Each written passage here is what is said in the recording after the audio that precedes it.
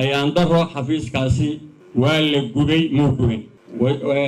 dadkii gubay dad badan baa u xidhan gacantaa lagu hayaa baaritaankii waa la dhameeyey dowladda ayaa markaa tallaabadii ay ka qaadso ay la jirtaa taana waa la soconaysa idaacadda weyn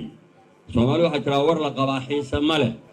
dad baa israado wasiirada ama dowladda ku cambaareeya way fadhida idaacaddu maaha idaacada aynu inagu samaysanay inuu farsamadeeda naqaanay waynu soo iibsanay qalabku markuu ka jabo waa in la diraa inta la keenayana waa inay fadhido weeye maaha wax gaarigaagu hadduu kaa jabo saas oo kale labada jeer ee ay fadhiisatayba waa la fadhiisiyey hebel baa fadhiisiyey ma odhanayno marka waxaan idinka codsanaynaa hadda wasiirada cusub inaad la shaqaysaan haddaad fadhiisisay idaacadda micnaheedu maaha wasiirka idaacaddiisa fadhiisisay waxaad fadhiisisay idaacaddii qaranka qalabkii waanu dalbannay wuu imanayaa haddaanad aqoon lahayn oo aanad ku cusubtahood markaad furayso oo aanad u jeedo idaacadba kaa tahay intaanad furin u fiirso oo waxaad tiraa weydii sideen u fura waxay ahayd in marka la shidayo si habsamiya loo shido hase yeeshee waxaa dhacday in sidii la doonayay loo shiday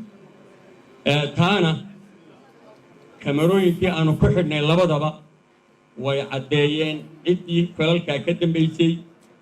waananu gudbinay magacyadoodii waana la sheegi doonaa